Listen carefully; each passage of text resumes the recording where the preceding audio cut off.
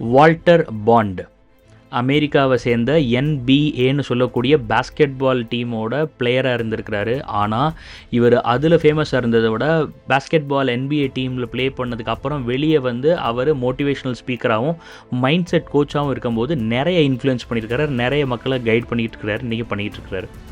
அவரோட ரொம்ப ரொம்ப முக்கியமான ஒரு ஸ்பீச் தான் வந்து ஷார்க் மைண்ட் செட். ஆமாங்க, நம்ம மீன் ஷார்க் இருக்குல்ல, அந்த ஷார்க் மைண்ட் செட்டை பற்றி அவர் ஒரு அழகான 10 நிமிஷத்தில் ஒரு வீடியோ பேசியிருக்கிறாரு. மைண்ட் ப்ளோயிங்கான ஸ்பீச்சு. உலகத்திலேயே ரொம்ப ரொம்ப பார்த்த வீடியோவில் இதுவும் ஒன்று. அந்த வீடியோவை இன்றைக்கி நான் உங்களுக்கு தமிழில் கொடுக்குறேன். என்னோட முதல் ஃப்ரெஷ்மன் இயரில் நான் வந்து பேஸ்கெட் பால் டீமில் விளையாடலை.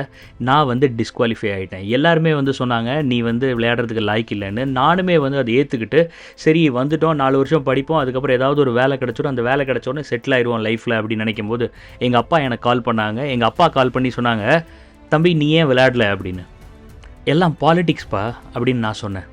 அப்போ அதுக்கு எங்கள் அப்பா கேட்டார், அப்போ உன்னோட கோச்சுக்கு எப்படி சம்பளம் வருது அப்படின்னு. ஜெயிச்சா ரொம்ப சம்பளம்பான். அப்போ அவர் வந்து ஜெயிக்கிற ஆள் தானே அவரோட டீமில் வைப்பார் மகனே அப்படின்னாரு. அவருக்கு தேவை வெற்றியை கொண்டு வர்ற ஆளுங்க தான். அதனால் வெற்றியை தேடி வர்ற ஆளாக நீ இருந்தேன்னா, வெற்றியை கொடுக்குற ஆளாக நீ இருந்தேன்னா நீ கண்டிப்பாக ஜெயிச்சிருப்ப அப்படின்னாரு.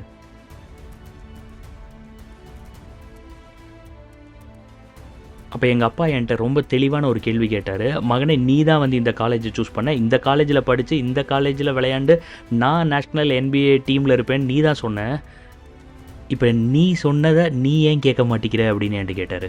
குடும்பத்திலேருந்து நம்ம எல்லாருமே கற்றுக்க வேண்டிய ஒரு முக்கியமான குணம் என்னென்னா அக்கௌண்டபிலிட்டி, பொறுப்பு. கம்பெனினா பாண்டுன்னு சொல்லுவாங்க, ஆனால் குடும்பம்னா அதை பொறுப்புன்னு சொல்லுவாங்க. இந்த ஒரு குணம் தான் வாழ்க்கையில் ரொம்ப ரொம்ப முக்கியமான ஒரு குணம். மகனே தயவு செஞ்சு நீ போய் எதுக்காக நீ காலேஜ் சேர்ந்தியோ அந்த வேலையை பாரு அப்படின்னு எங்கள் அப்பா சொன்னார். எனக்கே நான் என்ன வாக்குறுதி கொடுத்தேங்கிறது ஞாபகம் வர ஆரம்பிச்சிது. நான் நேரடியாக என்னோடய கோச்சோட ரூமுக்கு போனேன். என் கோச் முன்னாடி நின்று நான் என் கோச்சிட்ட கேட்டேன், கோச் நான் NBA சேரணுன்னா, நான் நேஷ்னல் டீமில் இருக்கணும்னா நான் என்ன பண்ணணும் அப்படின்னு நான் கேட்டேன். நான் என்ன பண்ணணும்னு மட்டும் சொல்லுங்கள், என்ன வேணால் ஆகிறேன், நான் ஒரு புது மனுஷனை உங்கள் முன்னாடி வந்து நிற்கிறேன், நான் என்ன பண்ணணும்னு சொல்லுங்கள் அப்படின்னு நான் கேட்டேன். நீங்கள் உங்கள் வாழ்க்கையில் சாதிக்கணும்னு நினச்சிங்கன்னா உங்களோட அறிவும் உங்களோட மனசும் சேர்ந்து இருக்கணும். எப்போ உங்கள் அறிவும் மனசும் சேர்ந்து இருக்குதோ அப்போ தான் உங்களால் சாதிக்க முடியும். உங்களோட வெறியும் உங்களோட அறிவும் ரெண்டும் சேரணும். உங்களில் கொஞ்சம் பேர்த்துக்கு அறிவு இருக்குது, கொஞ்சம் பேர்த்துக்கு பேஷன் இருக்குது. ஆனால் எப்போ உங்களுக்கு பேஷனும் இந்த அறிவும் சேர்ந்து இருக்குதோ அப்போ மட்டும்தான் உங்களால் ஜெயிக்க முடியும். ஷார்க்ஸ் ஒரு வேட்டைக்காரன். எவ்வளவு கஷ்டமாக இருந்தாலும் அது வேட்டையாடுறது நிப்பாட்டாது. இன்னொரு முக்கியமான விஷயம், அந்த ப்ரிடேட்டர் ஷார்க்கு அசையாமல் இருந்தால் செத்துரும். அப்போ ஓடிக்கிட்டே இருக்கும். ஷார்க் மாதிரி நம்மளும் இருக்கணும். ஒரு ஷார்க்கு பின்னோக்கி போனாலும் செத்துரும். அப்போ நம்ம யோசிக்கணும் ஷார்க் மாதிரி, நம்ம வேலை செய்யணும் ஷார்க் மாதிரி, நம்ம ஷார்க்காகவே மாறணும். வாழ்க்கையில் நடக்கிறதுக்கு நீ தான் பொறுப்பு. உன்னோட வெற்றிக்கும் உன்னோட தோல்விக்கும் நீ தான் காரணம். உன்னால் இன்னும் 5 கோடி சம்பாதிக்கணும்னா உன்னால் சம்பாதிக்க முடியும். ஆனால் அதுக்கு நீ மனசு வைக்கணும். நீ வாழ்க்கையில் முன்னேறணும்னா உன்னோட மனசு மாறணும், உன்னோட மனசு முன்னேறணும், உன்னோட தாட் ப்ராசஸ் முன்னேறணும், உன்னோட கோல்ஸ் முன்னேறணும், உன்னோட வாழ்க்கை முறை முன்னேறணும், உன்னோட உறவுகளில் நீ முன்னேறணும். பணத்தை இன்ஃபர்மேஷன் சம்பாதிக்கிறதுலையும் எப்படி முன்னேறணுங்கிறதுலையும் செலவிடு. அப்போ நீ மேலே முயற்சி பண்ணேன்னா கண்டிப்பாக உன்னால் முன்னேற முடியும். நான் என்னோடய கோச் முன்னாடி போய் கேட்டேன், கோச் நான் என்ன முன்னேற்றுறதுக்கு நான் என்ன பண்ணணும் அப்படின்னு. தம்பி உன்னால் ஓட முடியாது, உன்னால் குதிக்க முடியாது, உன்னால் ரீபவுன்ஸ் ஆக முடியாது, உன்னால் பாலை கூட ஷூட் பண்ண முடியாது அப்படின்னாரு. நான் அடுத்த வருஷம் பெட்டர் பிளேயராக நான் உங்கள் முன்னாடி வந்து நிற்பேன் அப்படின்னு நான் சொன்னேன். நான் பிளான் பண்ண போகிறேன், பிளான் பண்ணதை எக்ஸிக்யூட் பண்ண போகிறேன், நான் ஜெயிச்சு காட்ட போகிறேன் அப்படின்னு நான் முடிவெடுத்தேன். நான் யோசிக்க போகிறேன், நான் யோசித்ததை செய்ய போகிறேன், நான் செஞ்சு வெற்றி அடைய போகிறேன் அப்படின்னு நான் முடிவெடுத்தேன். நான் என்ன நினச்சனோ அதை நான் செய்யணுங்கிறத முடிவெடுத்தேன். ஷார்க்கோடு என்னையை கம்பேர் பண்ணி நானே ஷார்க் ஆகணும்னு முடிவு பண்ணேன். நான் இன்றைக்கி வீட்டுக்கு போனதுக்கப்புறம் நான் ஒரு புது ஆளாக இருக்க போகிறேன். நான் என் மனசுக்குள்ளே சொல்லிக்கிட்டேன், நான் இது வரைக்கும் இருந்த ஆள் இல்லை, இனிமேல் நான் ஒரு புது ஆள். நான் என்னுடைய தப்பு என்னென்னங்கிறத நான் யோசித்து அதை பரிசீலனை பண்ண ஆரம்பித்தேன். நான் நாட்டிலேயே 6 டாப் ஆளாக வந்துட்டேன். அப்போ நான் திரும்ப அவர் முன்னாடி போய் நின்று நான் NBA விளையாடணுன்னா நான் என்ன பண்ணணும் அப்படின்னு கேட்டேன்.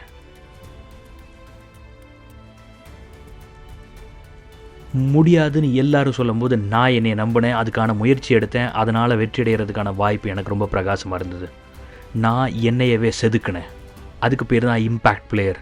அவங்க இருக்கிற இடத்த முன்னேற்றுவாங்க, அவங்கள சுற்றி இருக்கிற மனிதர்களை முன்னேற்றுவாங்க, கம்யூனிட்டி முன்னேற்றுவாங்க, ஊரை முன்னேற்றுவாங்க, அவங்க பண்ணுற வேலையை முன்னேற்றுவாங்க. உங்களை சுற்றி இருக்கவங்க முன்னேறணும்னா நீங்கள் முதல்ல முன்னேறுங்க. நீங்கள் ஷார்க் ஆகுங்க. வெறும் ஒரே வருஷத்தில் நான் பண்ண ஹார்ட் ஒர்க்னால நான் என்பிஏக்குள்ளே போனேன். ஒரே வருஷம் எல்லாமே நடந்துருச்சு. ஆனால் என்னோடய முதல் கேமில் நான் என் காலை உடைச்சிக்கிட்டேன். 6 மாதம் கழித்து திரும்ப வந்தேன், திரும்பவும் காலை உடைச்சிக்கிட்டேன். என் மனசுக்குள்ளே நான் சொன்னேன் என்னோடய கெரியர் முடிஞ்சிருச்சு, என்பிஏ கனவு உடஞ்சிருச்சு. 7 பாயிண்ட் இருக்குது. $75,000 ஒரு மிகப்பெரிய ஒரு வேலை கிடச்சிது. நான் அந்த வேலை எடுக்கலான்னு நினைக்கும் போது எங்கள் அப்பா கால் பண்ணார். எப்பயுமே கரெக்டான கேள்வி கேட்டார். மகனே, ரொம்ப கஷ்டப்பட்டேன், எனக்கு புரியுது, அடுத்து என்ன பண்ண போகிற? அப்பா, நான் ஹாஸ்பிட்டலில் அட்மினிஸ்ட்ரேட்டராக போகிறேன், $75,000 சம்பளம் தராங்க. தப்பில்லைப்பா, ஆனால் நான் ஒரு கேள்வி கேட்கலாமா அப்படின்னாரப்பா. நீ நம்புறியா? நீ NBA பிளேயர்னு நீ நம்புறியா?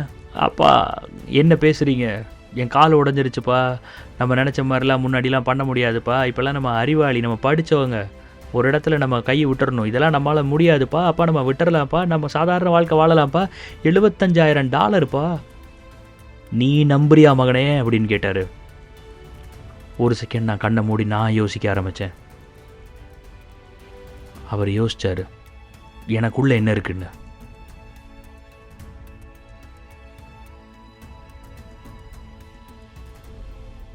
அப்போ தான் தெரிஞ்சுது, நான் A கிரேட்லேருந்து C கிரேடுக்கு நான் விழுந்துட்டேன்னு.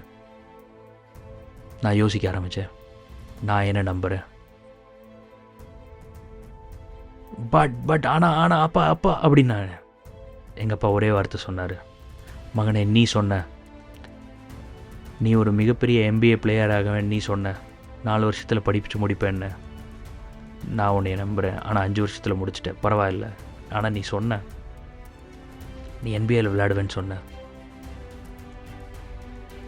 நீ ரொம்ப சம்பாதிப்பேன்னு சொன்ன பிஸ்னஸில். நீ நம்புறியா இல்லையா? நீ NBA பிளேயர்னு நீ நம்புறியா அப்படின்னு அப்பா கேட்டார்.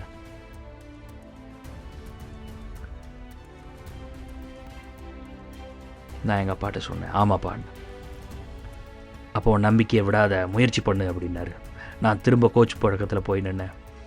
நான் திரும்ப NBAவில் வரணுன்னா என்ன பண்ணணும்னு என் கோச்சிட்ட கேட்டேன். என் கோச் அழுக ஆரம்பித்தார். நானும் அழுதேன். தம்பி, நான் ஒன்று உறுதியாக சொல்கிறேன்ப்பா, உன்னை நான் ரெக்ரூட் பண்ணும்போது எனக்கு தெரியும், நீ ஜெயிக்கிறவன் கிடையாது, நீ தோக்குறவன் அப்படின்னு. ஆனால் இப்போ நான் சொல்கிறேன், நீ ஜெயிக்கிறதுக்கு பிறந்தவன். எவ்வளோ கஷ்டத்துலேருந்து எவ்வளோ பவர்ஃபுல்லான ஆளாயிட்ட. நீ உங்கள் அப்பா மாதிரியே இருக்கு என்னாரு. எவ்வளோ பேர் என்னை புகழ்ந்தாங்க. நான் உலகம் ஃபுல்லாக போய் பேசியிருக்கிறேன். எனக்கு அந்த ஒரு புகழ்ச்சியை விட வேறு எந்த புகழ்ச்சியும் பெருசு இல்லை. நான் எங்கள் அப்பா மாதிரி இருக்கிறேன். எங்கள் அப்பா ஒரு ஷார்க், நான் ஒரு சக்கர் ஃபிஷ். ஆனால் அந்த நொடி எனக்கு ஒரு வாய்ப்பு கிடச்சிது. சக்கர் ஃபிஷ்லேருந்து ஷார்க் ஆகிறதுக்கான ஒரு வாய்ப்பு. ஷார்க்கு கூட இருந்தால் நீ யோசிக்கிறது ஷார்க் மாதிரி இருக்கும், உன் வேலை செய்கிறது ஷார்க் மாதிரி இருக்கும், உன் வாழ்க்கையே ஷார்க்காக மாறிடும். நீயே டைவ் அடிச்சிருவ ஷார்க் மாதிரி. உன்னால் அப்போ பின்னாடி போக முடியாது, முன்னாடி மட்டும்தான் போக முடியும். நீ ஜெயிச்சுக்கிட்டே இருப்ப. மக்களே, நீங்களும் ஷார்க் ஆக முடியும்.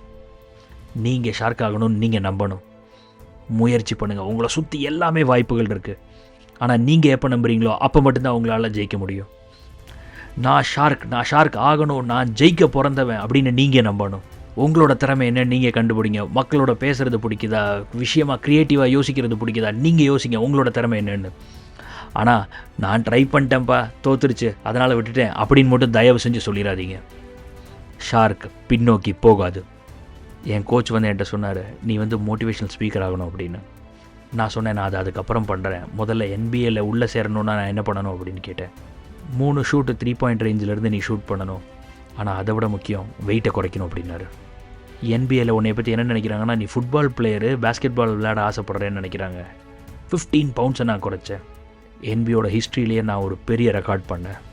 இவ்வளவு நேரம் இந்த வீடியோவை நீங்கள் பார்த்துருந்தீங்கன்னா கண்டிப்பாக நீங்களும் சாதிக்க பிறந்தவங்க, நீங்களும் ஒரு ஷார்க் தான். இந்த வீடியோ மட்டும் இல்லை, இன்னும் நிறைய வீடியோ வந்துகிட்ருக்கு. எல்லா வீடியோவும் தொடர்ந்து பாருங்கள். உங்கள் வாழ்க்கையில் சாதிக்கிறதுக்கு எதெல்லாம் சப்போர்ட் பண்ணுதோ அதை மட்டும் செய்யுங்க, அதை மட்டும் பாருங்கள், அதை மட்டும் கேளுங்க. வணக்கம்.